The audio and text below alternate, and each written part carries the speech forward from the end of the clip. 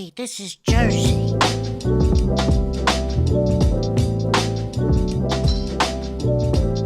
You're listening to the Garden State.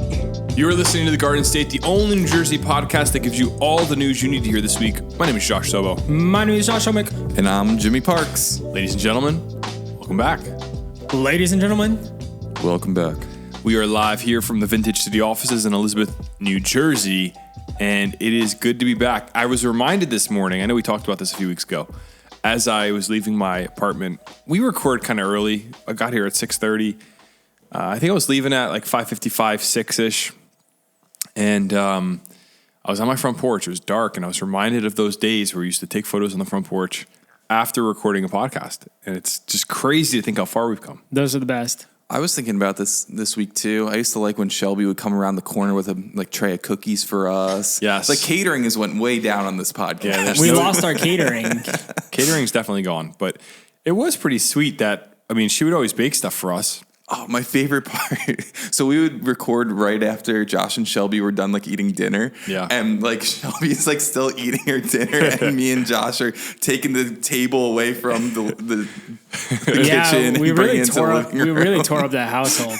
Well, the thing was No that, wonder we got kicked out. that table wouldn't fit through the doorway into the living room. So we had to tilt it in a weird way. And You guys got that like system down packed though. yeah, me and Jimmy were like locked. You guys were fast after like a few months in. And then even more impressive, at sometimes Josh would just do it by himself. I Yeah. would turn around and he's coming through the doorway, like He was over it. He's bouncing like, this I'm just table. gonna get this over with. Man, it's weird to think. It's really, really weird to think how much things have changed. And the first conversation we ever had, the three of us, about this was over wings in Rawway. At, what was that? It was like a bar and grill spot. Oh, it's called. It was a really cool spot. There's like But we were sitting there, and I was like, how many followers Boys. do you think this could realistically get on Instagram? I remember, I'll never forget Yep. this conversation. I said, how many do you think this could realistically get on Instagram? And we didn't even think TikTok was possible at that point. And because it's a New Jersey podcast, so there's no way to know, like, how big could it really go? And Jimmy said, I think this could get... Well, you asked me in the first year, Okay, that's fair. and the place was called the Waiting Room, by the way. The waiting room in Rawway, we were hanging out. Guys, you know I remembered the name of it. You did? I was just not trying to interrupt you guys. Oh, I was waiting to say it before Jimmy did, and Jimmy ruined it because I saw him typing away. Well, we were Classic there, and spot. it was just Jimmy said 30,000 followers, and I was like, really? No, we're gonna have 100,000. But we only in the first year got like 6,000, so Jimmy was definitely right. But this year we got 108,000. So important distinction here. I said Instagram followers. You said TikTok, and I think you were on point for the TikTok. I don't know. I think I was thinking Instagram, even if I said TikTok, because I didn't know TikTok was even feasible. Yeah. And then TikTok popped, and we were like, what the heck? Out of There's nowhere. almost 400,000 people on there right now. We did the a lot of math this people. week. That's like what percent? 4% of New Jersey? And it's like one in every like 20-something New Jerseyans, Crazy. which is nuts. Well, thank you, everybody at home. That's like a crazy stat to start your morning off with. And I think I already said welcome back, but welcome back again to the podcast. We've got a pretty stacked lineup this week. It's good to be here. It feels good. It feels like there's A lot of goods to be here today. A lot of good to be here. There's a crisp in the air this morning, Josh. It's fall crisp, baby. It's not 95 degrees this week, which is awesome. And we got a hurricane passing by this week, which is cool. It's different. Oh, really? Yeah. Have you been following the storm? No. Yeah. It's pretty cool. There's a hurricane hitting us when? It's not hitting us. It's gonna come by. See, and but that's what I mean. And wave. That's and say what I hello. mean with you weather nerds. What? I just said it's passing by. You got a hurricane passing by. That means it's going to hit us. No, it's passing by in the ocean. It's passing So- up the coast. So are we getting rain as a result of No. it? No. So then But what? whoa! Before you He get had it a, all, wait, let him ask his Okay. question. So you literally mean like, so how close would be passing by in your mind? 250 miles. So if a storm gets within 250 miles of you, it's passing by you? Brother, we're going to be getting like 8 to 9 foot waves from this. Okay, that's So pretty cool. it's gonna churn I'll give up you the that. ocean. That's I what just- I just it never affects thought about. us. I never thought about like, oh, it's passing. There it goes. Yeah, Like, when it passes by, you're like, hello, hey there. So you got to remember this storm itself is a few hundred miles wide. So in the grand scheme of things, it's pretty close. Probably And like 70 miles from the outer wall. yeah. So not for nothing, it's going to turn up the ocean, like Chomik said. It's going to create a huge rip current risk. And it's still warm outside, so people are going to be swimming in the ocean. Wow. People are nuts. Wow. So you got to be careful. Watch out for those rip currents. So we will not be getting hit, though, so that's good. So when can we expect this storm to pass by us? Saturday. Okay. Yeah. Cool. So look out into the ocean, or maybe go to the ocean, take a look at some of the waves. It's going to be awesome. It's going to be beautiful. It's going to be a great time. So Saturday is going to be a good day to fly a kite. Yeah, you'll Okay. probably have like 30-mile-per-hour gusts or something like that. Cool. It's good to know. You still go out with your kites. Yeah, it's very interesting information. And I'd say there was one time I tried to fly a kite at Long Beach Island when I was like 9, and there was no wind. And I really tried to get that thing up. I sprinted up and down the beach for about an hour. My dad let me do it too. I don't know why he didn't say, Josh, it's time to stop. There's a life story somewhere in this. I think I was so determined. Yeah. I was so determined to get that kite to fly. I was going to fight against Mother Nature. Well, I think, right?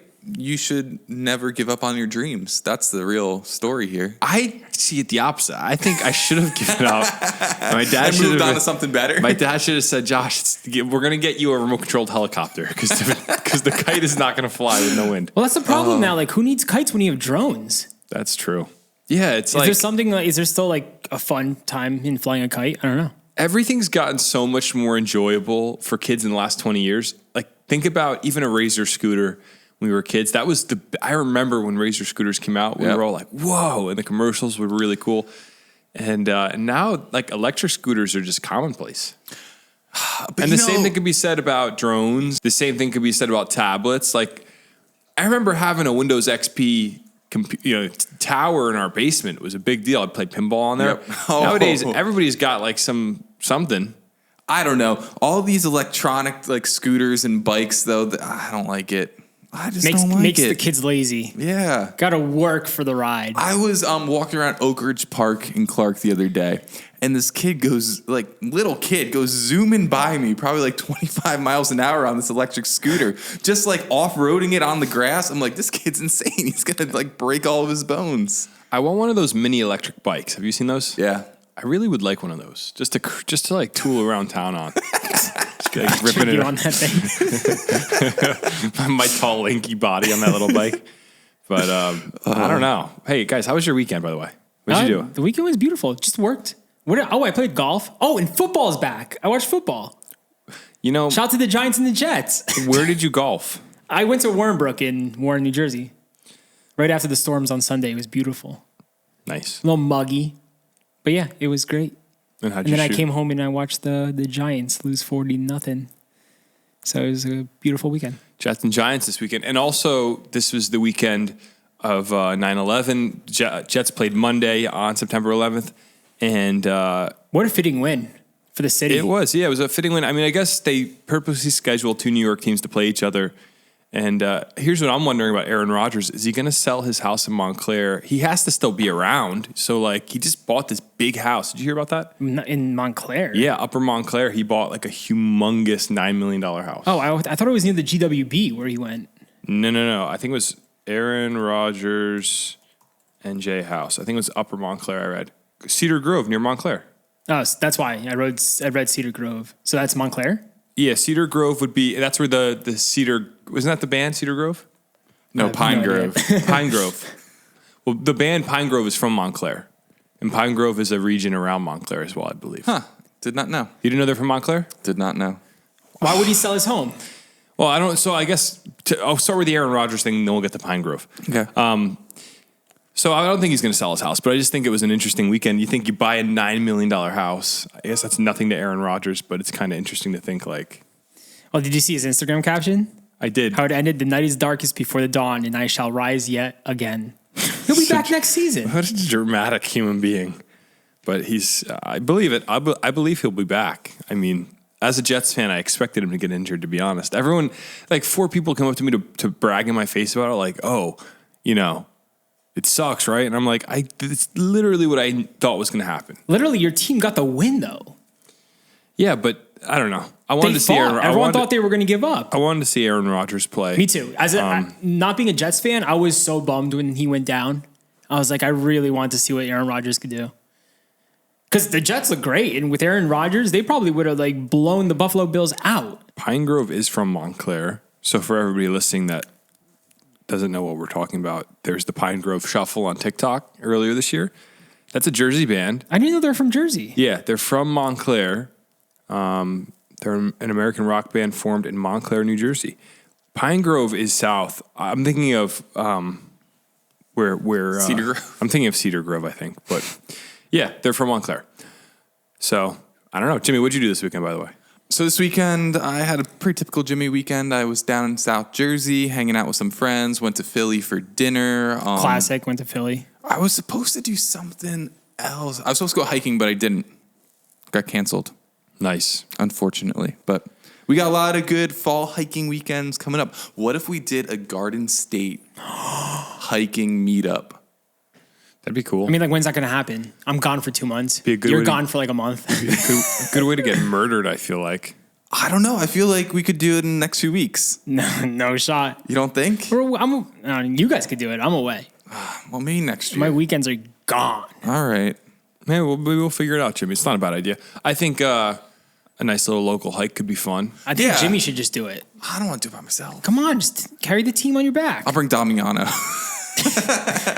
No, I'll bring Danny. Hey there, food entrepreneurs and culinary creators. Are you looking to take your food business to the next level? Well, guess what? We got something for you. South Amboy Kitchen has got you covered. Located in the heart of South Amboy, New Jersey, South Amboy Kitchen is your gateway to a world of culinary possibilities. South Amboy Kitchen has helped over 65 businesses from food trucks to bakers achieve their dream. At South Amboy Kitchen, they're not just a kitchen, they're your food business partner.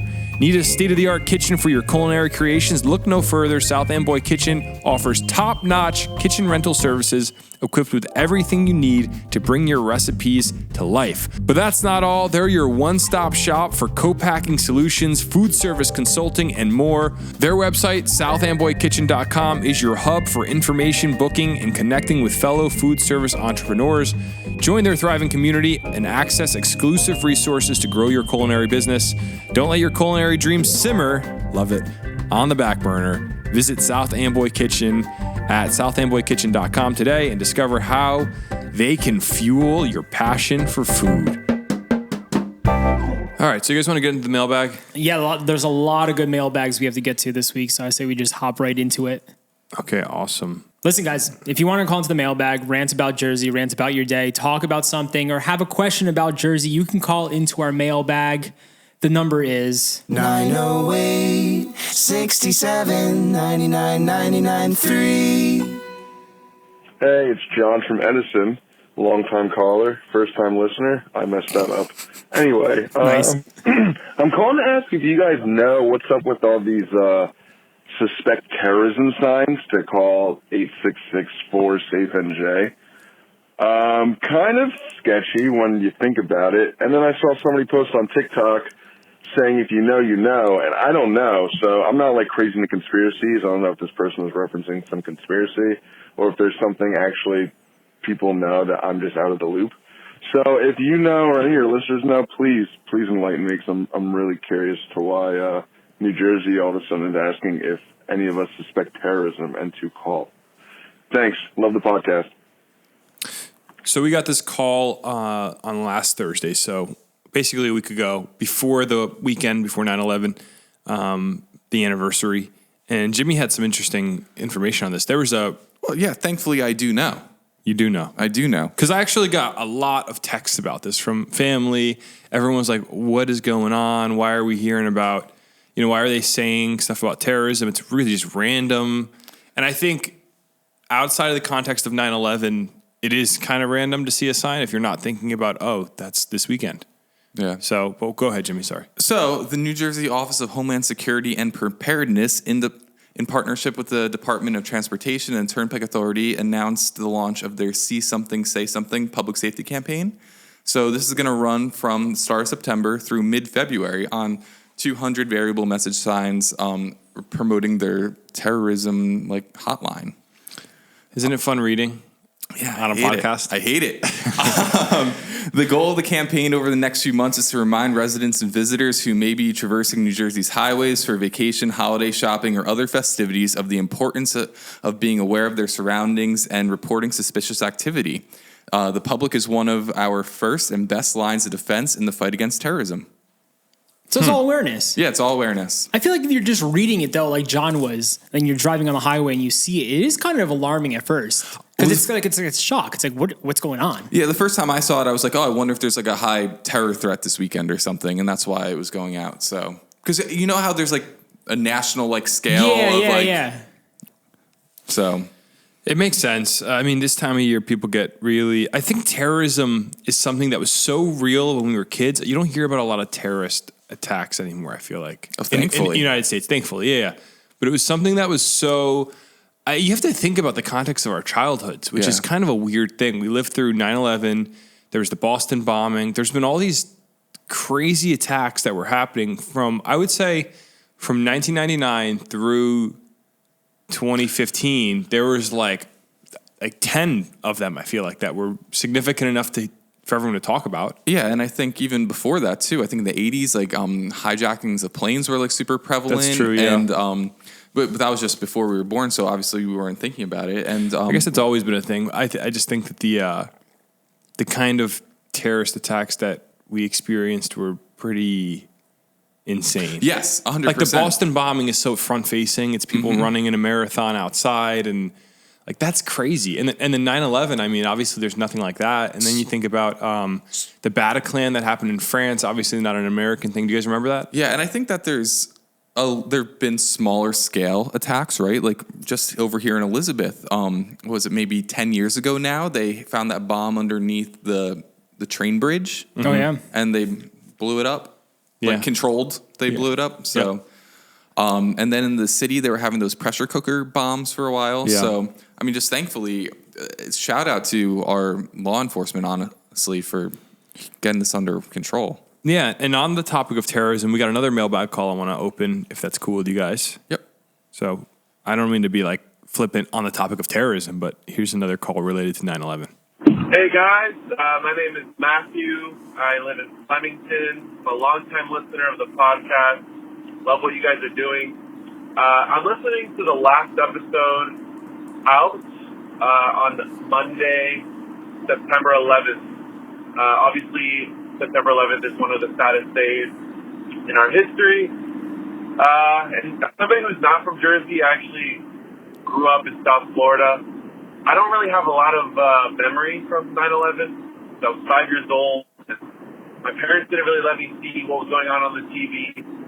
So my question for you guys would be, what was your experience like, during 9/11 that morning? I don't know if you guys have any stories you want to share. Thanks for what you guys doing, and keep up the good work. It's a great question for the mailbag. It's a really great question. And I think one thing, and this is not a point of like, not trying to be kind of like an insider pointing at people on the outside, but I think if you didn't live in the tri-state area around the time of September 11th, it's a hard thing to I mean, everybody saw the news and you see videos of it, but this area of the world was so dramatically impacted by that. Yeah. That it's almost hard to really put into words. And I mean, I was 7, but I remember the entire day clear as I remember the entire day. Yep. I'm sure you guys do too. Well, Jimmy, what was your experience on September? What were you in school that day? I was in school. I was in the first grade. And just a few weeks before that, my parents took me to the World Trade Center. We went on the roof. I have pictures of me and my dad standing on the roof. So that building itself was just so fresh in my memory, right? And then, I was in the first grade. And the way that our school found out about it was our principal came over the announcement system and just made a very blunt, this is what happened.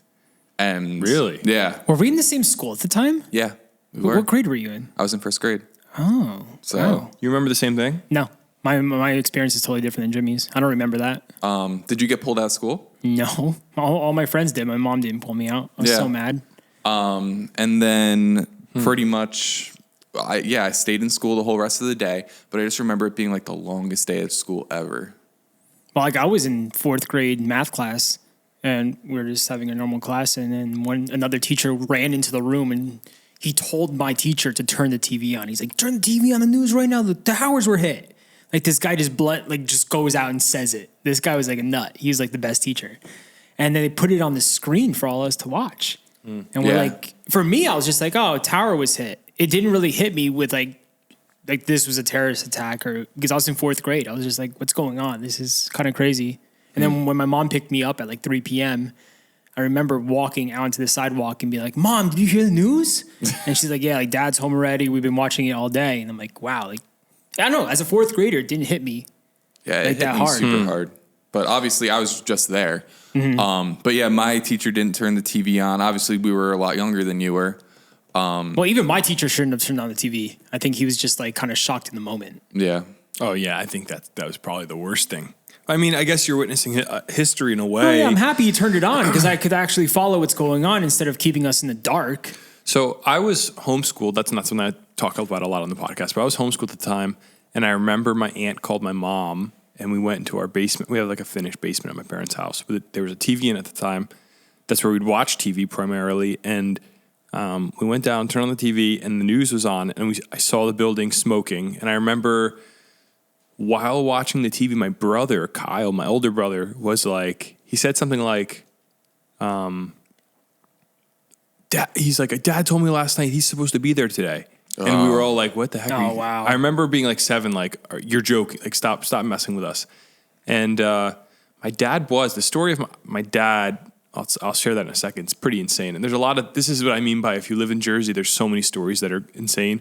Yeah. Then we went out after they collapsed. We were on the front lawn of my neighbor's house. My neighbor was an NYU professor and he was going off on this political kind of like rant. I remember being like 7 thinking this seems a little inappropriate to talk about your politics right now of why you think this is happening. Like it was just weird.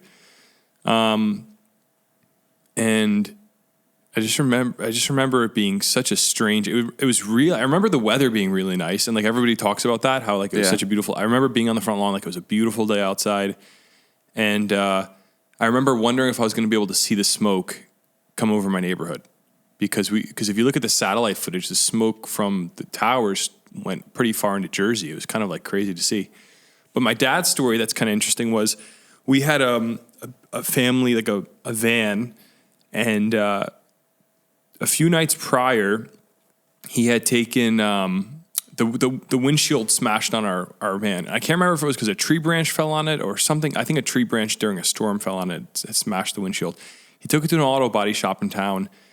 The auto body shop gave us the van back. It rained the night before 9/11. My dad got up to go to the train, and there was water on the dashboard, so they didn't seal it right. So that morning, he took a later train. He drove the van to the auto body shop to get it fixed, and he got on the PATH train. He was going to a meeting in one of the towers, and they stopped his train in Newark. So shout out to that windshield. Shout out to that red and white Ford Ecoline van that we had. It might have saved his life. Oh, I mean, as far as I can tell, 100%, because my dad's typically on job sites at like 7 a.m. Like wow. He left earlier. I mean, who knows? Who's to say? But there's so many stories like that of people who like, oh, a coworker couldn't make a meeting, so we canceled. You know, we moved things to a later day, or so. That's where I say, like, if you weren't from Jersey in the time, or you weren't even old enough to really understand the number of people that lost family members. Like my church had 2 people that passed away. Like, family, friends, losing dads, like crazy stuff. I feel like everyone knew someone who was affected or that was in the towers, which is crazy.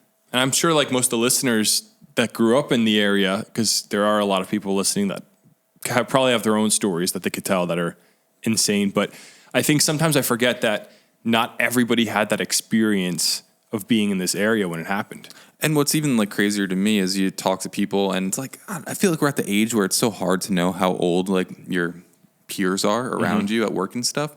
And you hear someone who's born in 2001, like they didn't live through it. Yeah, my cousin's 21. I'm like, it's crazy. You were born that year. That's crazy. There's the opening of Lord of the Rings, not to be a nerd for a second, but there's this quote in the opening of Lord of the Rings. Oh, hold on, I want to read it because I'm going to get it wrong. It says in the beginning of Lord of the Rings, when the movie opens, they say history becomes legend, legend becomes myth. And that's kind of like, I think what happens with all big historical events is history becomes a legend. Like you hear about it, and then legend kind of like we almost forget. It's kind of like Pearl Harbor. I think this is 9/11 was our generation's Pearl Harbor, where it was so horrific and so unbelievable that, but then over time, people just become numb to it. It kind of becomes like, not like a myth, but it kind of becomes just like, oh, it's like something that happened to some people. And, that's why I think the never forget stuff is good, where the people are like, oh, never forget, we got to remember. And I was thinking the other day while I was driving, how long will they read the names for? Like, when will that stop, do you guys think? Like, do you think they'll read the names forever now going forward? Like, I think so. 100 years from now, they'll still read the names? I think at least for another 50 to 60 years. So, but like, for our generation, I for the think ones that were affected the most by it, yeah. But like, so why would they stop? Are they doing that? Are they doing it to honor the people that are the family members of those that lost family members, or is it to honor the lives? Like, that's what I mean. Like, at what point do they stop, and how do you make the decision? Hey, this year we're not going to read the names anymore. Do you know what I mean? That's because we always talk about remember, and I think it's one of those things that tops it. I think it's an event that's so large, similar to Pearl Harbor. I'd hope at Pearl Harbor every year they still do some sort of a memorial. I think they do. They do. They have to, right? And I wonder if this is one of those things that in our nation's history will be just memorialized forever. I hope so. Are kids like learning about this now in elementary school? 100%. They'd have to be. It's one of the biggest events in world history over the last I just want to know. years. Like, I have no idea what kids are learning. It was in school. already in history books when I was in high school. So, I remember really? that too. Yeah. Jeez.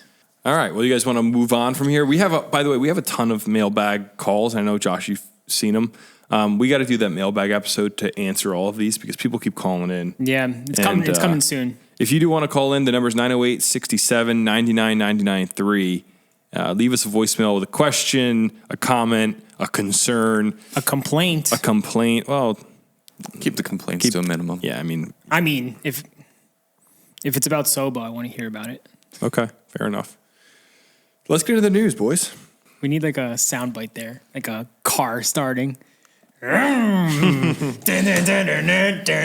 what I think about when you're like, let's get into the news. The drive-through safari at Six Flags will be closing after the 2023 season. I've never been to the safari, but I think this is great because people get to go into those safari trucks now. Yeah, so the title's a little misleading. So you being able to drive through is going to stop being a thing this year. So if you like driving and having the giraffes come over to your car, well, the giraffes don't come to your car, right? No, I don't know what comes over to your car, but I thought they were shutting down the whole safari. Jimmy, read the article. Oh. What are you doing? No, of course. Why would they close it? That's a huge feature. I don't know. Well, someone was unprepared. So yeah, the safari itself is not going to be closing down. It's just going to be the option to drive your own car through that's going to be gone. It says, when the safari opens next season at Six Flags Great Adventure, you'll no longer have the option to drive through yourself. The theme park has announced that as a part of an overhaul for its 50th anniversary, the Wild Safari will only be accessible through guided tours come 2024. I think that's kind of a cool idea. I think I'd prefer a guided tour than driving myself, to be honest. They put you in like a Humvee and drive you around. Those things are so tough. It's so much more fun. You could probably have like more animals jumping on top of you and stuff. It's pretty awesome. It says, bringing back the safari off-road adventure allows us to offer the guests a personalized experience with their own tour guide and driver, bringing them through our 350-acre safari. What I'm wondering is this going to be like a 16-year-old kid that just got a summer job? If it was me, I'd do an Australian accent for sure. That would be amazing. They got professionals there, brother. But it's pretty interesting. I think a safari you get to drive through is something that we're going to look back on and be like, can you believe they used to let you do that? Yeah, it's like the gazelles are headbutting the car. Like it's kind of crazy to think you could drive next to wild animals. Like That's the thing too. It's like stressful driving. You don't want to hit an animal. You want to enjoy. You want to look, take photos, but you don't want to drive off track. You don't want to hit an animal. So let someone drive you. Let someone be your guide and take you through the park. It's so much better of an experience. Oh, the giraffes do come up to your car. Yeah. I guess Africa is just like the last frontier to like drive down the road and have a lion walk next to you. You can't do it at Six Flags anymore. Straight up, I went on an actual safari in Africa. Did you? I went to an actual safari, brother, and we drove through. How was it? It was insane. Well, I don't think I ever saw pictures of this. Oh, bro, I gotta show you the hippos, the giraffes, the gazelles, all the animals I saw, bro. Oh my, mind blown. It was like you don't realize how big of a safari is. Like out there, it's Africa, dude. Yeah. It's Africa. So, I think Six Flags, they got it going. It's pretty cool to have that in Jersey. But I just want to say, Africa, it's pretty awesome. It's a real deal. I'm not like an animal activist. I love animals. I just Here we go. Here we go. I'm not the person that like Free the animals. sees a giraffe in a thing in an enclosure at the zoo and gets really upset about it. Because I think there's value in that in some way, especially if it was an endangered, sort of injured giraffe or something and they're bringing it in and people are learning about them. But there can't be much more of a depressing place to put a wild animal than the Six Flags drive-through safari. I think they say the animals love it, though. How do we know? How do we know? Because it's an animal. I guess. Give them some space. Give them a nice piece of meat. They're going to be happy. I feel like hearing the roller coasters all day, I just think if I was a giraffe, I'd want to be like roaming Africa. Here's the thing, Josh. You're putting yourself into the body of a giraffe. Giraffes don't have souls. They're wild beasts. Oh, all right. They're not feeling that way. Okay. Giraffes in the wild, it says here, their home ranges are 33 square miles and up to 580 square miles in dry areas. That first one was wet areas. So... Yeah, Six Flags is like over 1,000 acre safari, right? How many miles, Jimmy? 33 square miles in wet areas or 580 square miles in dry areas. So they need a lot of land. Six Flags is 1,000 acres. Does not come close to that. I thought miles. Never mind.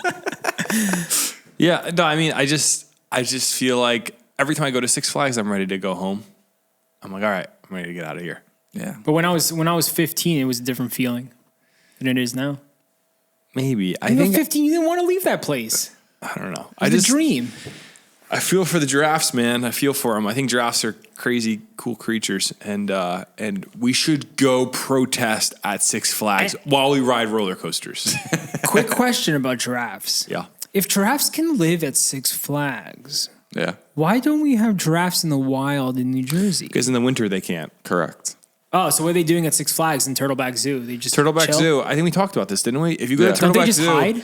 there's a garage thing that's heated, and they have these tall doors that are shaped like giraffes. Didn't we just talk about this? We did 2 weeks ago. But the giraffes they can't survive in the winter. You're saying?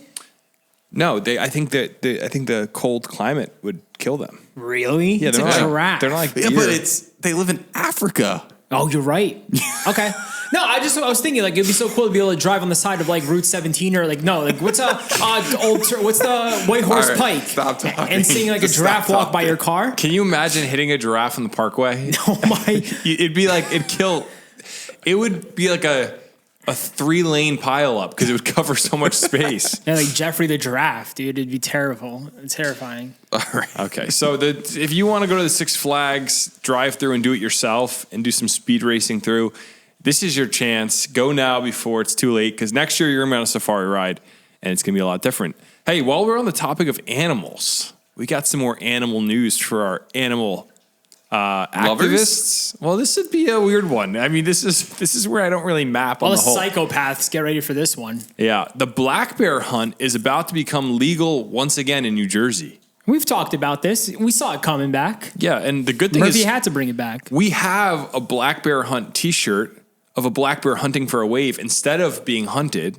Wow. For all our listeners at home that want to, The huntee becomes the hunter. yeah, that's it.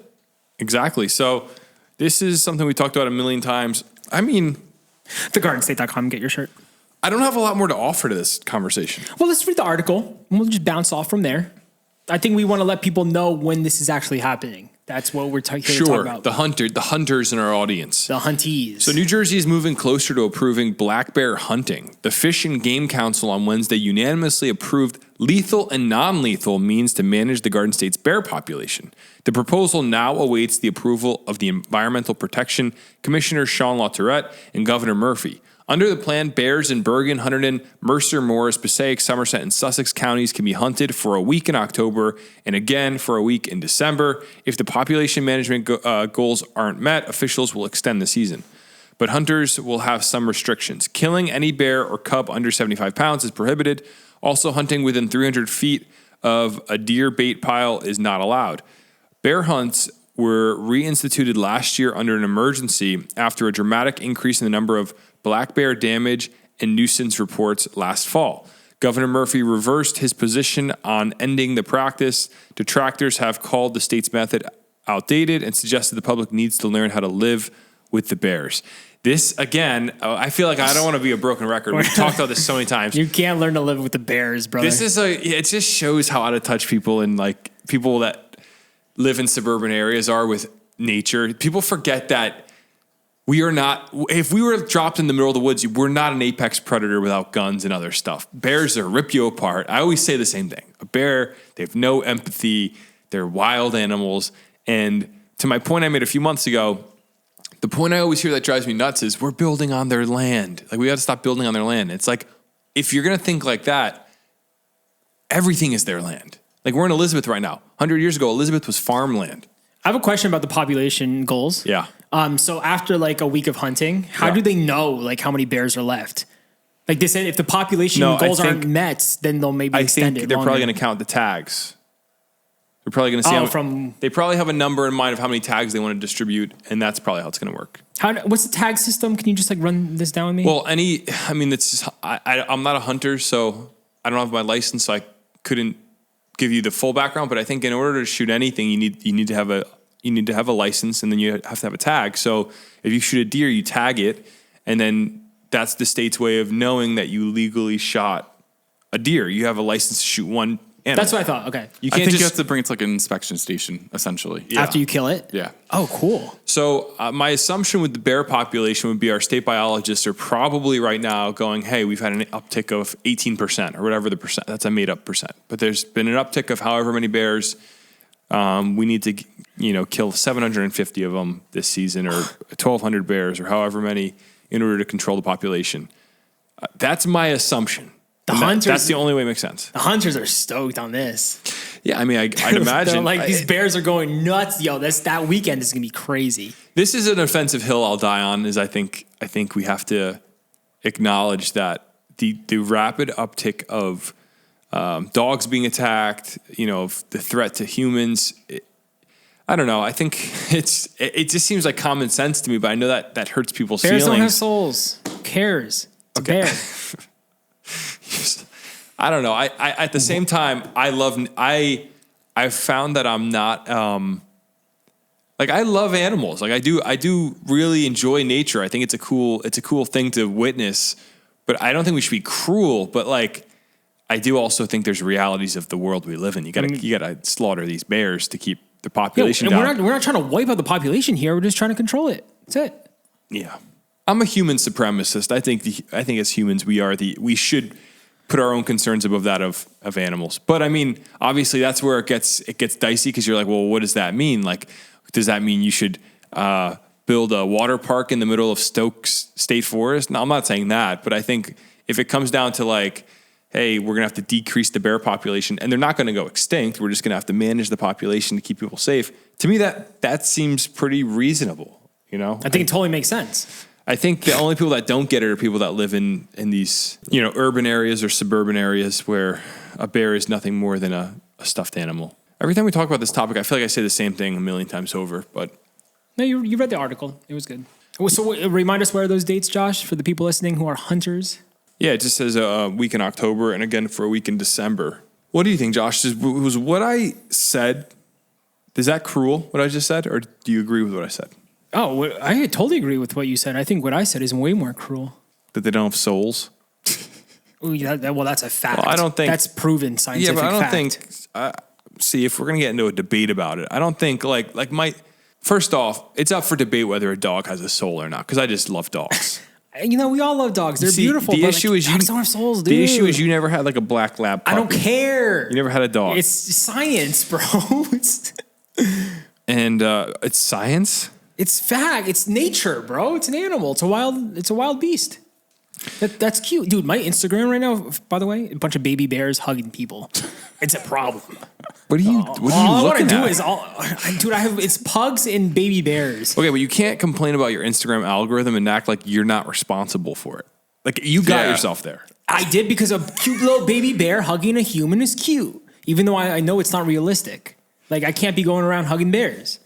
They'll kill me because they're bears, and I respect that.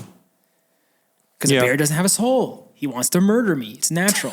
So that's why I don't like all these videos promoting all these little cute bears hugging people. Yeah, it's cute. Yeah, I like it. But like, I get it. It's not realistic. I can't be living in a world where we're hugging bears. I feel like I found a few flaws with what you just said, but I'm just gonna. I want to hear it. Go ahead. No. Let's Give open me up your the flaw. floor for the debate here. What did I just say? Oh, you said that bears don't have souls because they kill things. But humans kill things all the time. I mean, like, no, you know what I mean, though. Bears, it's an animal. No, exactly, but they kill things to I think eat. we're getting into a deeply spiritual argument regarding the soul thing, and I'll give you that. I'll say in the traditional view, a bear doesn't have a soul. I could agree with that. I'm not saying that means that we just go around and slaughter bears. I think that we have to be good stewards of the land. Yeah, the land. And we're we have not. to, you know, and we're controlling the population. That's all I'm saying. I think that is being a good steward of nature for where we live, because otherwise, like again, this is the kind of moral argument I posed last time we talked about this. What do you value more, your dog's life, or a bear's life? And I think that's where it gets kind of weird. You're gonna have to put a value on both these things that you'd say don't have a soul, because some people's dogs are getting murked by a black bear. So you're like, okay, hold on. The people that are worried about hurting these bears are going to have to make a choice, because at some point you're just not going to let your dog out in your yard anymore. And that's not just for people in Sussex. That happened in Carteret. There was a bear in Elizabeth. There's been bears. There was a bear in North Plainfield, or maybe just regular Plainfield, not North Plainfield. Garwood.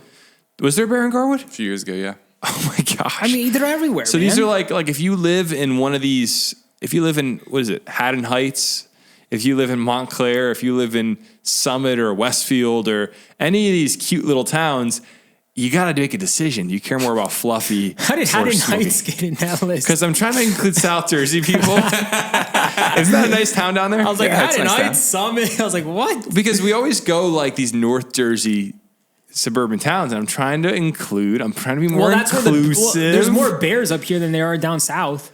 But they do make it down south. If you live in Haddon Heights, Cherry Hill, Vineland, I just named all these like South Jersey places. Hamilton. Yeah, there was a mountain lion Creek. spotting in Hamilton, actually, if you guys haven't heard about it. Woodstown. I'm tired of talking about the Bears. I feel like we talk about this once a week. We all know what we think about it. So let's just move on. Hey, it's the news. It's the news. It's redundant. So this next story comes out of Hillsborough, New Jersey. I wonder if they got black bears. Whoa. An 18-year-old was charged this past week with firing shots at 3 Hillsborough, New Jersey homes. Why is this kid? Good thing they caught him, but like you're just randomly shooting up homes. What are you doing? I have nothing to say. I about love this Hillsborough. one. One of my best friends grew up in Hillsborough, so I was there like every week, hanging out. And from your experience, this is not an area where people go around with gats and pop off a couple rounds at houses. Not usually, no. So Okay. I don't know what this kid's motive was, but he had some guns on him, 18 years old, just ruined his life.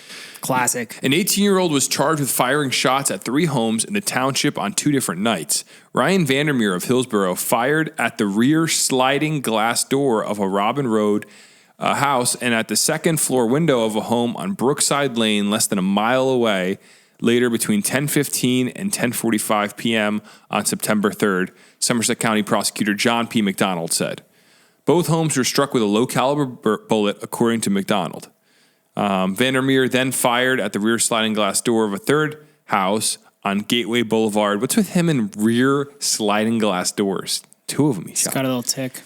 On the evening of September 5th with a medium caliber bullet, officials said.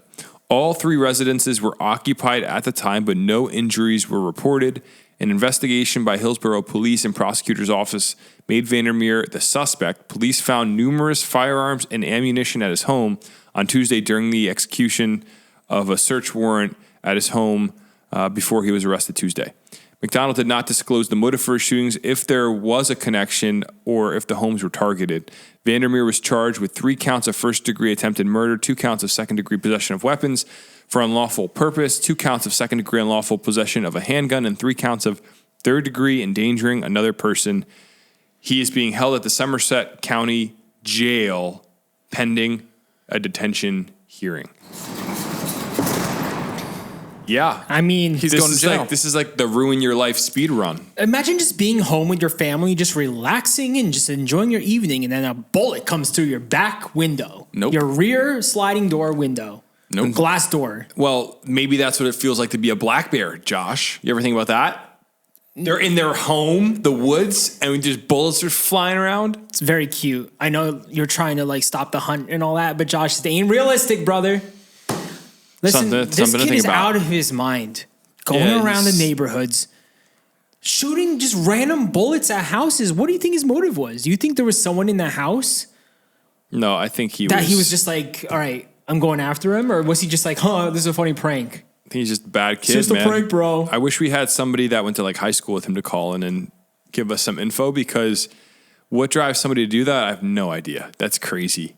It just seems like he just was trying to ruin his life. It was like a multiple different nights too. You right, you hit like 3 houses, right? Yeah, 3 different houses. What are you doing, bro? Thank really- God a bullet didn't stray anyone, or like it didn't hit anyone. Like it would have been way worse. But still, like, come on, bro. Well, he said a low caliber bullet. So what, like a 9mm bullet? It's they're still saying a bullet, dude. No, I'm not. I'm not diminishing him shooting I know. houses. I'm just saying, like when they, because you know how these journalists are. Like this is like an actual gun, right? Because remember when the people were going around shooting those jellies? Yeah. Like they're not talking about some sort of like a pellet gun, Yeah. or a BB gun when they say a low. I take that as like 9mm. Oh, me too. handgun Yeah, round. that's how I read it. But like maybe you know how New Jersey is. People are like, oh my gosh, there was a pellet gun and he almost killed somebody. But I'm assuming low caliber, it's an actual gun. they're Yes. saying. So he just ruined his life, man. And I know, I think it's not worth it, man. You know, again, we always talk about this sort of stuff. There's no place in society for if you're gonna you can't sit in your home and watch TV and not worry about a bullet flying through. There's an issue, man. And I know this is, something that we hear about drive-by shootings from time to time. And when these people get caught, man, the full extent of the law, we need to figure out what's going on here and take care of it. Yeah, man. Teach this kid a lesson. Can't be going around shooting guns at people's homes. It's just unacceptable. And you're 18. You are a grown man. Get it together. Get Unfortunately it for him. together, brother. He probably would be charged as an adult even if he wasn't. Yeah, Yeah. true. Get it together. Don't be shoot. Why do you have a gun in the first place? Was your daddy's gun and then you just pull it out of the safe? I don't know. Out of his mind, dude. If you have a gun, just be responsible with it, right? Was it your daddy's gun you pulled Let up? me grab daddy's gun, go on a little shooting rampage. Mess around and find out. Well, his life is over. He's gonna go to jail. All right, let's move on to the next story. I don't think there's much we need to add to that. The police have done their job, and now we'll leave it to the prosecutors to figure out what to do with him. I would not want to be in his position, and it kind of makes me wonder, like, if you were just driving around shooting at people's houses, was he trying to get arrested? Like, what's the goal there? Yeah. Are you that unaware that you're going to get away with it? You know how you hear about suicide by cop? Have you heard of that? Yes. People like pull out a gun because they want to. Yep. They want something to happen, and it's like that's such a weird. It's not like what was the motive? That's what I guess I'm trying to figure out. Like if you're going to shoot somebody's house that you're mad at, okay, I get it. There's some issues there, but just shooting random people's houses. Could have been a love story. Like that's like back in the old movies where kids go along with a baseball bat and they're hitting people's mailboxes. Like just on the most terrible scale possible. See, it used to be so innocent. It used to just be like some mailboxes getting blown up with a baseball bat. Now it's just kids shooting at houses with guns. I don't know. Terrible There's times. always been bad people. You know, there's always been people that don't want to follow the law, and Always will be, unfortunately. always will be. Yeah, sure. So let's move on to the next story. A mother was charged with the death of an 11-month-old baby that ingested heroin and tested positive for fentanyl. I don't even know where to start with this one. This is I hate awful. stories Not like this. only are you doing heroin, But your heroin is laced with fentanyl, and your baby just ingested it and died. And you tried, I don't even know, bro. This story is insane. It's so sad. Yeah, people are sick. This is a really sick story. And I mean, I don't know. I hate these sorts of stories now, especially having a kid. It's just, to me, it's just, I don't know. People are so sick. A Monroe woman has been arrested and charged in connection with the drug-related death of her 11-month-old daughter. Heather Cupano brought her baby to St. Peter's University Hospital on August 25th and said that the child had ingested heroin. The baby tested positive for fentanyl and was hospitalized in critical condition, according to the Middlesex County prosecutor Yolanda Sassone. Cupano was initially charged with second-degree endangering the welfare of a child. About 2 weeks later, the baby girl died of her injuries. The next day, on Saturday, 36-year-old Cupano was also charged with first-degree aggravated manslaughter and third-degree witness tampering. Further investigation revealed that she had tried to influence a witness statement to authorities. According to Sassone, when the baby first showed signs of heroin intoxication, Cupano administered Narcan to her child and failed to secure medical treatment for 48 hours. Oh, my God. So she was trying to give this baby Narcan, thinking it was going to save the baby's life, which is just... Waited 2 days to bring the baby to the hospital. Are you out of your mind? After giving Narcan or any form of generic medicine, naloxone, for a suspended opioid overdose, medical attention still needs to be secured as quickly as possible. That's one thing this article highlights is, Narcan is a temporary remedy. It does not remove the effects of heroin overdose forever. Especially on an 11-month-year-old baby. 11-month baby. You that's crazy. You got to figure if someone's struggling with a heroin addiction, they're not thinking clearly. And I'm not trying to get inside this lady's head because it's sick and she deserves prison and the full extent of the law. It's so disturbing to me that you could do anything, this sort of harm to an 11-month-old. I just think about, it's so different when you have your own kid, and I'm not trying to be that guy that's like, oh, you guys don't get it. But it's so hard to wrap your head around when you look at a baby. It doesn't make any sense to me. And it's just so evil and sick. And she's going to go to jail. There's nothing we can really add to a story like this. I mean, I don't know. What do you guys think? Any thoughts on that? Well, there's been a lot. I was reading another article this year alone, how many children have ingested some sort of drug. A lot of edibles. A lot of kids have been getting their parents marijuana, gummies. Because it looks like a gummy. And the kid's like, oh, I want to eat this. And there was so many different cases like that this year of kids just, because parents are just, I guess, leaving it out. It's so accessible for kids. You should have to pass an exam to become a parent nowadays. Or just hide your drugs. I don't know. Be better at hiding your drugs. But or just don't do drugs to begin with. Yeah, just don't do drugs. I don't know, man. I just think it's... But now marijuana is legal, so... you can't just be don't do your drugs. Marijuana is legal, so parents have their weed everywhere. And I think that's one of those things that, even if it's not marijuana, if you have a serious injury, and we talked about, opioids recently, and I'm not, I've been reading more and more about Purdue Pharma with the OxyContin stuff. I don't know if you guys have been following that. It's absolutely crazy what's going on right now. I have no idea what you just said. Purdue Pharma, they created OxyContin and... Mm-hmm. The opioid epidemic we talk about, they kind of invented it. and the way they went about it was, pretty much totally knowing that these opioids were going to kill people. Got it. They created this drug and then they had salespeople go around, because that's what, that's pretty typical with new medicine is sales reps go around to doctors and sell the product. But they made so much money and tons of people died. They knew people were going to die. I don't want to get into it, but right now they're being sued. They almost settled for $9 billion, and the Supreme Court shut it down. They're like, nope, not settling for $9 billion. So now it sounds like there might be harsher penalties. These people need to go to jail is what really there shouldn't be a settlement. They shouldn't be able to get away with it. But I think my point in saying that was there's always, people in the 80s people were taking drugs, but it's a matter of, whether it's some sort of prescription or whether it's another drug.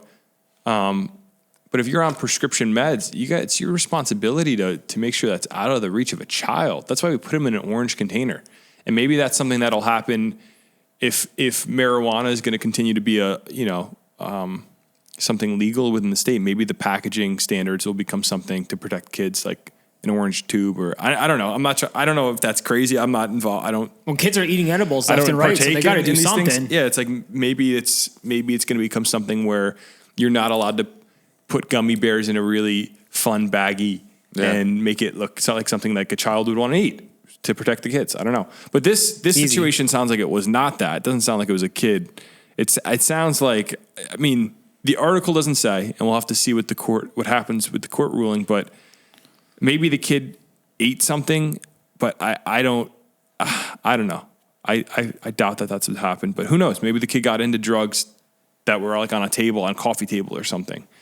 But who knows, man? You got to think 11-month-old. Like, how mobile is this kid really? Crawling around? Are you crawling at 11 months? I don't know. Sobes? Yes, you are. I mean, at 11 months, you could be walking. Okay. So, all right, moving on. New Jersey was ranked the 5th happiest state in the country. I mean, I'm pretty sure all of us here can agree. Like, we're pretty happy. Despite the living conditions here in Jersey, I'm happy despite here. the living conditions. Oh, yeah, you can't afford to live here anymore, Jim. Well, that's living conditions versus affordability, I think, are two different things. I think overall, our living conditions aren't bad. Yeah, my bank account isn't. Bank account might not be, but I think we have access to a lot of things here. I don't know, man. I'm just happy living here. See, you're happy. Yeah, so there's a survey conducted by Wallet Hub, and they found that the Garden State is the 5th happiest state in the United States behind Let's go. Minnesota, they're number 4, Maryland, number 3, Hawaii, and Utah. I always Utah's knew one? Utah was one.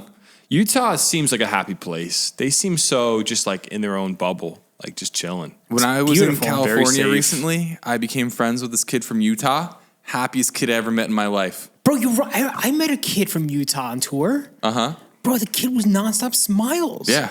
And he just so happy. Yep. Utah's where all the Mormons are, right? Yeah. I've heard Utah is incredibly safe, like very, very safe. It's beautiful. Like the nature Gorgeous. out there is crazy. Arches National Park, Zion. I mean, what do you got to be upset about? Canyonlands. What do you got to be like? What do you have to really be like frustrated about? You're just in the middle of the wilderness, America, around beautiful land, and it's low crime. And How is Maryland yeah, number 3? that's surprising. That's kind of Yeah. a shocker. Minnesota too. I'm not no beef with Minnesota, but like Minnesota. I couldn't picture Minnesota being like. Especially with how cold it gets in the winter. It seems miserable. I would think on this list would be states like, I don't know, like New Mexico. For some reason, I feel like they're like, Dude, meth city, bro. No shot. oh, okay. I wonder where California lies in this.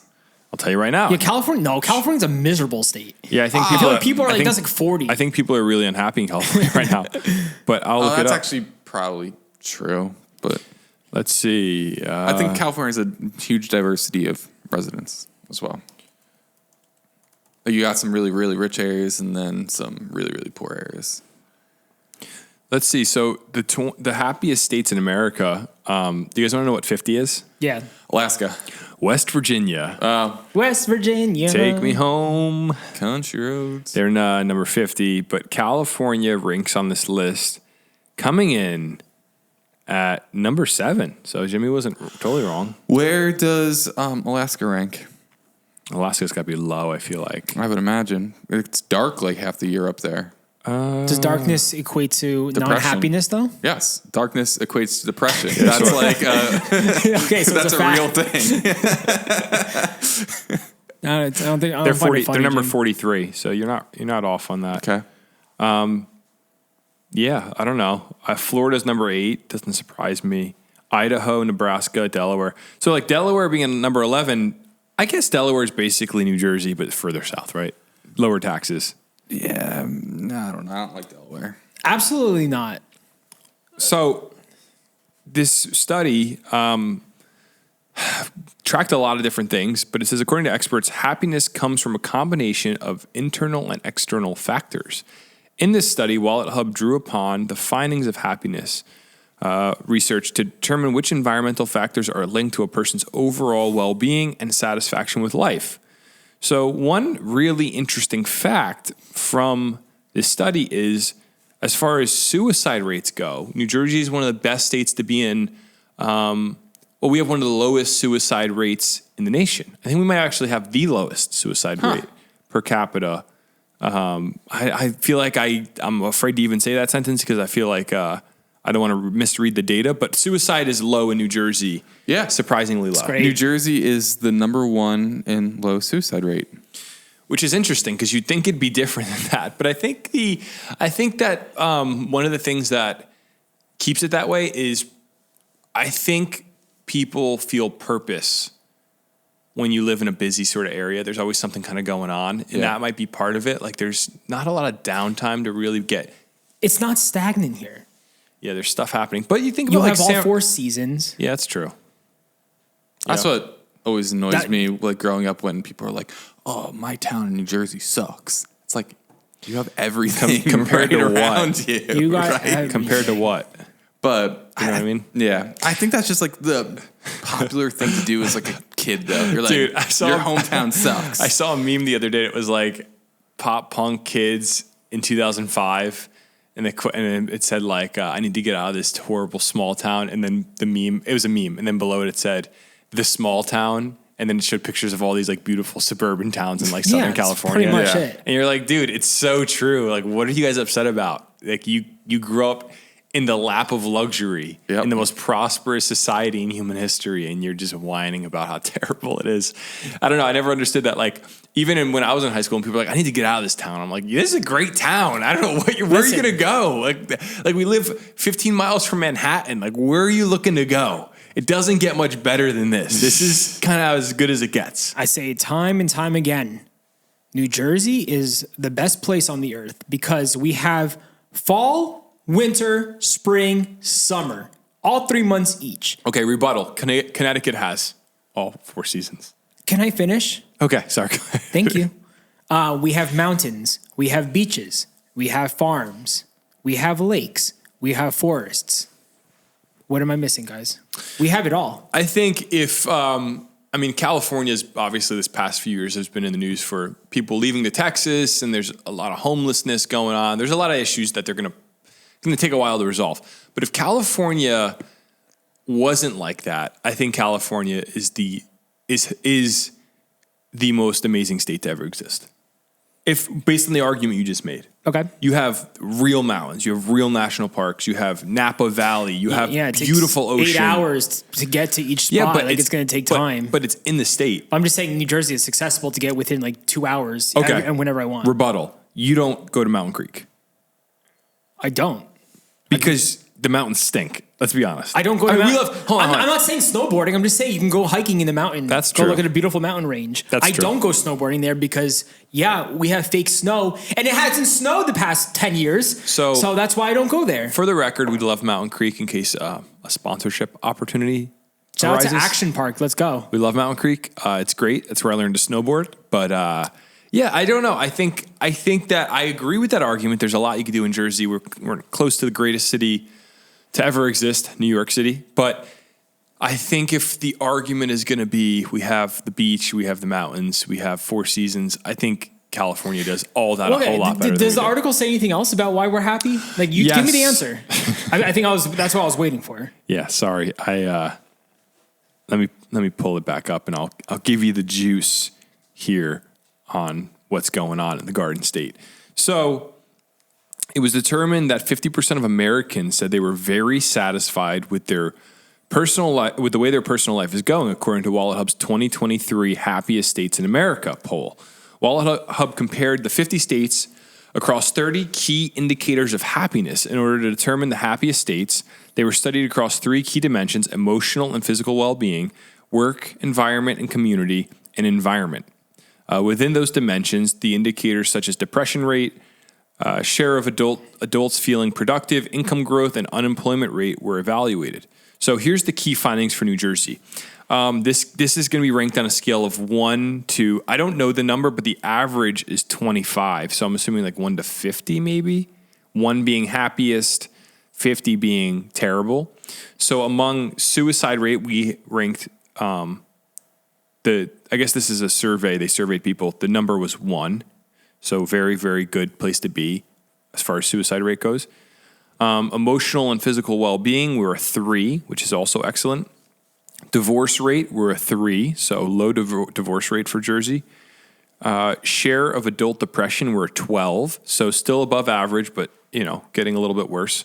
Share of adults feeling active and productive, we're 13, which surprises me a little bit because I feel like people are pretty active and productive around here. Well, didn't you say if it's between 1 and 50, so 13 is good? It is good. It's above average for sure. Yeah. These numbers are just so confusing to follow. I know the way the data is weird. This is what it says. New Jersey key findings: 1 equals happiest, 25 equals average. That's all it says. Makes sense. Keep going. So I'm assuming it's like a 1 to 50 scale, but I don't know. Work environment was a 14. Safety was a 15. Mean work hours is a 16. Adequate sleep rate was a 25. That's kind of interesting. So we're average for sleep. And community environment is 29. And I think that's probably the big one. I think that there's something about living in a state like New Jersey near New York.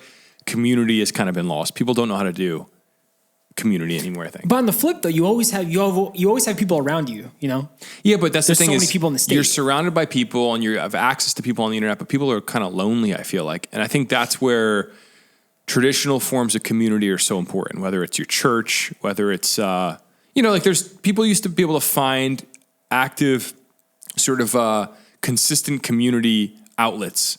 And nowadays, I think the void's been filled with like maybe work relationships or whatever. But I think you need consistent community in your life. Yeah, that's why it's like comparing us to a state like South Dakota where like there's no one around you. Yeah, for sure. Or like maybe they do have better community there because they have those small towns, so maybe everyone knows each other. Yeah, I was gonna say I think that's the stereotype from us as people that we're surrounded by so many people. Like, what do you guys who do you even talk to? But it's when we went to Montana. Remember, this is a great example. When we were in Montana, we went to a little convenience store in the middle of Paradise Valley. You're like middle of nowhere kind of area. People are really spread out, and we walk into this convenience shop. The lady was an absolute sweetheart. This lady that owned the place, very very kind. And she was like, yeah, well, people come in here and around here, people buy new trucks and the keys never leave the ignition because they don't have to lock the doors. So you'll have a new truck. In 20 years, you'll never take the keys out of the ignition. And then she went on to say, if someone comes in and they have a bad season for their farm, we just write a tab out of we don't make them pay right away. It's like we were like mind blown by that. That could never happen in New Jersey. Are you kidding me? Like neighbors, I shared a few weeks ago, I went on my town's Facebook page and people were talking about, this house is being torn down and they're going to build something new. And then all the comments were like, I don't remember the last name, but everybody was kind of like, that was the Johnson's house. And they took such good care of that property. And that's been lost from our society. People do not do that anymore. And it's sad how many people listening know their neighbors? I shared about my parents' neighbors and how the neighborhood has changed. Because everyone's on Facebook now. Everyone's world is on social media, on the internet. Back in the day, we didn't have that. So you were friends with your neighbors. You went outside and you talked to your neighbors. But you need that. I think that could be something we could work on as a state because I think about even I go over my in-laws' house and they know all their neighbors. Yeah. Like they're like, I think I shared this. My father-in-law shares a snowblower with his neighbor. Like they bought it together and they just go back and forth with it. And it's like, to me, that's almost a foreign concept. That's like family. That's love right there. But that's how your neighborhood should be, I think, everybody should be kind of tight. You're looking out for each other. And if something seems off, you're able to let, like if what cars should be there, it's just like that kind of community element of knowing what's going on and looking out for each other. That's been lost, I think, for sure. Jimmy has a neighborhood block party like once a month, I feel. No, my neighbors have an unofficial block party like every other night, but... Really? Yeah, I feel like Jimmy's always like hanging out with his whole entire neighborhood, which is pretty cool. We all hang out one of my neighbors' driveways. It's awesome. Well, it's good to know that we're ranked one of the happiest. If you're not happy right now, And we're not going to get into the fact that New Jersey it's becoming impossible to live in with how expensive it is. We're going to keep that on the side right now. But other than that, New Jersey's great. And I really have to figure out what I want to do for my future here because I love living here, but it's just so expensive. Yeah, no, I agree. And we talked about that in New Jersey 101.5. Yeah, it's true. I feel the weight of that right now. I want to buy a house, and I've talked about this a lot of times. It is very expensive. And I think that's a byproduct of just the amount of money people make in this area. There's so much income earning opportunity because we're next to New York. And, not only are the interest rates high, but people have money to blow on houses. It's just crazy. So, yeah, that's something they're going to have to figure out. I don't know how they're going to resolve it, but it's definitely something to be a little concerned about for our generation. We just want to hop in here and thank everyone who's checked out that Google form Garden State questionnaire that we released last week. We are going to be running it one more week. It's basically like 10 simple questions where we're trying to just gauge the feel of the podcast and see how you guys are liking the Garden State and how we can make it better. So it's the first link in the description of this podcast. Go click on it. It'll take you less than a minute to fill out. Super easy. Check it out. Thank you guys so much, and let's get right back into the podcast. The Red Lion Diner in Burlington County abruptly closed its doors this past week. I just ate here 2 weeks ago. Why is this a headline? Because this What's the is big like deal? the most iconic diner. You're driving down 206. You're going around the Red Lion Circle. What do you see? The Red Lion Diner. And what's New Jersey known for? Diners. I thought it was like the Red Lion. I don't think so. Just a few days ago, the Red Lion Diner promoted daily specials from Manhattan clam chowder to blackened tilapia to barbecue pulled pork melt. Then the longtime community staple announced its permanent closure. The Red Lion Diner of Southampton was sold and has shuttered after 50 years in business. Ownership said Friday. The eatery will not reopen.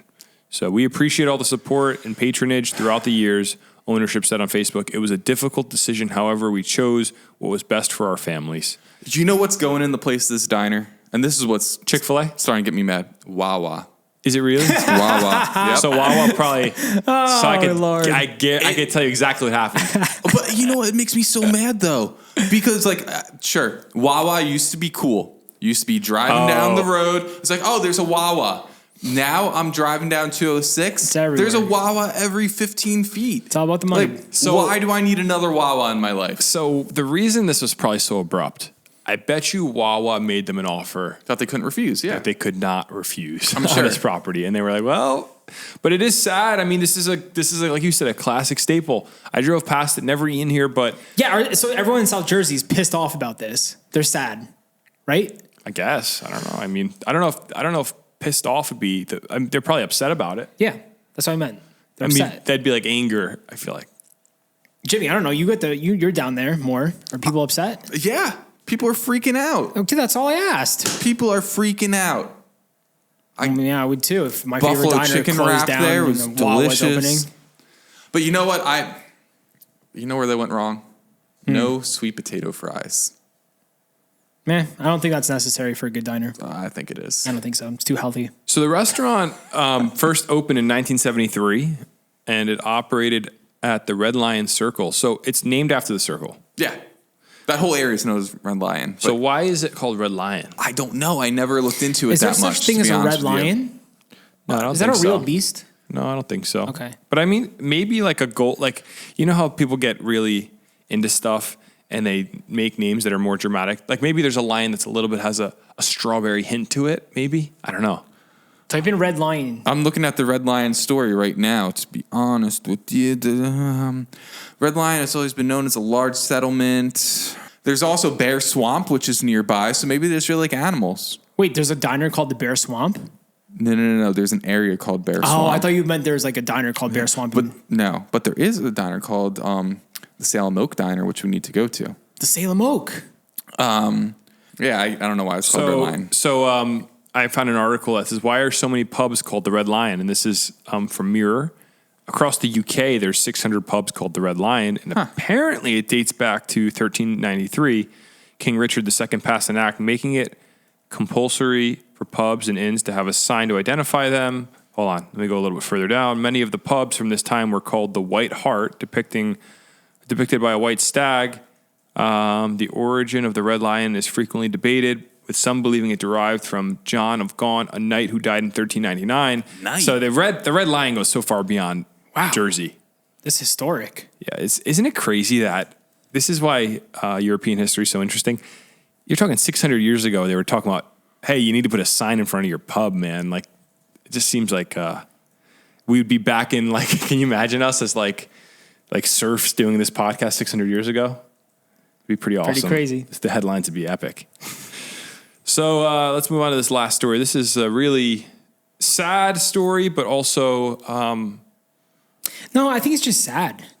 Well, no, it's sad, but it's also, I guess, there's some sort of justice. There's closure. There's closure. That's the word, Jimmy. There's closure. This is a long time coming murder mystery that's been finally solved.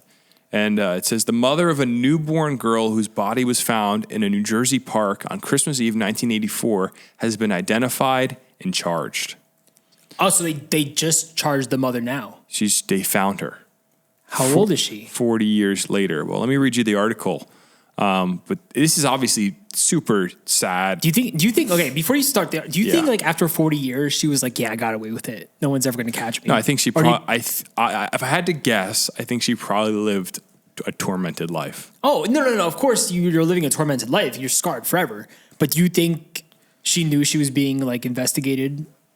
I don't know. Like 40 years. I'd imagine That's a long time. I'd imagine, as crazy as it sounds, she probably thought about this pretty frequently, and I wonder if she would wonder still if she was ever going to be caught. But who knows? I mean, I'd imagine this is something so horrific that even if she was 17 for context, if in the moment she was like, "This is what I'm killing this baby," I'd imagine that lives with you forever. I mean, I know.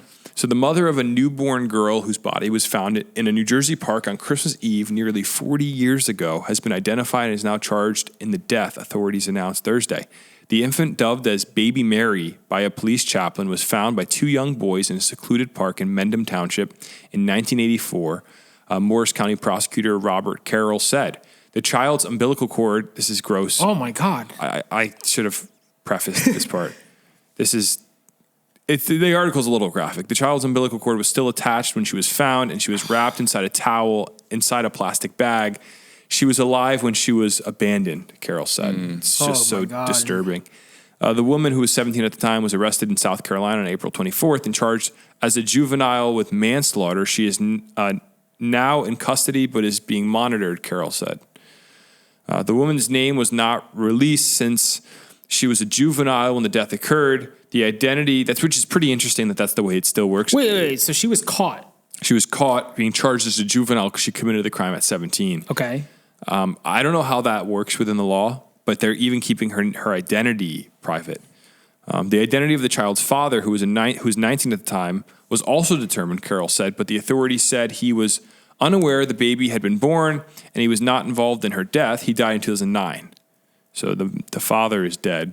A breakthrough in the case came several years ago when the DNA match between the infant and the father was made, Carroll said, though he declined to further comment. So this is pretty interesting because they say every Christmas Eve, people in Mendham to this day go to the tombstone of this baby and pause in remembrance, which is it's kind of insane to think about. So this is something that I'm sure really had an impact on Mendham.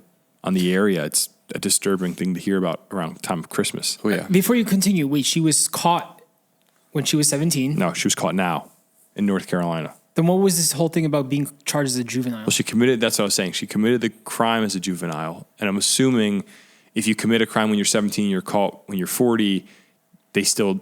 Oh, so now she's still being charged as a juvenile. That's what it sounds like. That's what I was saying. I don't understand the way the law works with that. But again, I'm surprised that she isn't being charged as an adult, even though she was a juvenile. Yeah, I don't know. It's pretty crazy, man. I mean, it says they talk about how parents are able to anonymously surrender a newborn baby at a hospital. It became a law in the year 2000. It's the Safe Haven Infant Protection Act. But here's a quote from the sheriff. He says, "I want young parents to know that there's help available. If the baby appears to be 30 days old or less and free of abuse and neglect, the baby will be accepted with no questions asked." So Baby Mary that's what they named the corpse of the baby they found. Baby Mary is buried at St. Joseph's Church in Mendham Township. Every Christmas Eve for the past 35 years, members of our department and community have left their own families at noon to remember Baby Mary at a service by her grave to ensure she is never forgotten. Mendham Township Police Chief Ross Johnson said, "Today we are finally able to bring closure to this case and the community that has supported her." So, it's for two boys to be walking by a river and to find something like that's got to be pretty tormenting. Can't imagine. Unreal. But I think... So she'll be in jail the rest of her life. till I don't death. know. I don't know. Maybe it'll be. Who knows how this will come down on her? I don't know if she'll get 30 years or if she'll get a good lawyer, and who knows. But I think, especially with her being a juvenile. But what I think is interesting is with murder mystery stuff. There's something really interesting about murder mystery stuff, which is why there's these podcasts and shows. And when push comes to shove and the truth of what happened finally comes out, it's like it was a 17-year-old girl in a park. It's like it wasn't like some mastermind supervillain. It was like a person that's still living in North Carolina and they found her. It's just kind of interesting to me how it shakes out. Right? It's crazy. I don't know. It's like kind of like that Gilgo Beach murder? Have you guys heard about that? I have heard about it. Crazy. Did you hear about that, Josh? I have no idea what that is. There's this guy that just got arrested, and he was a serial killer in Long Island.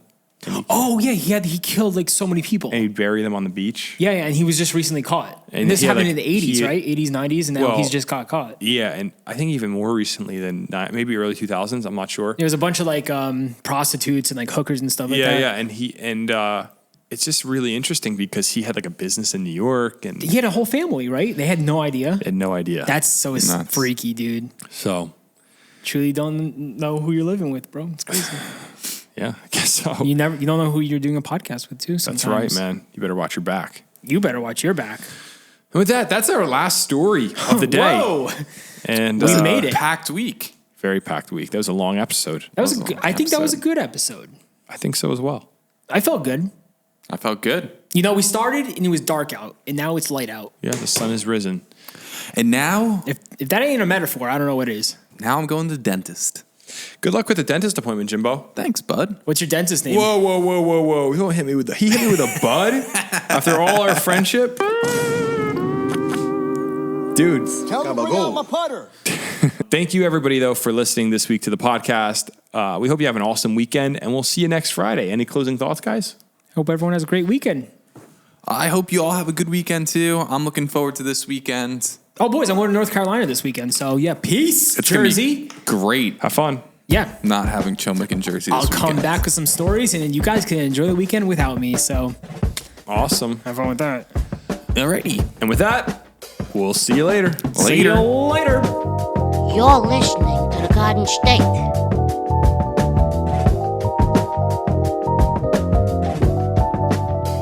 The Dirty Jers.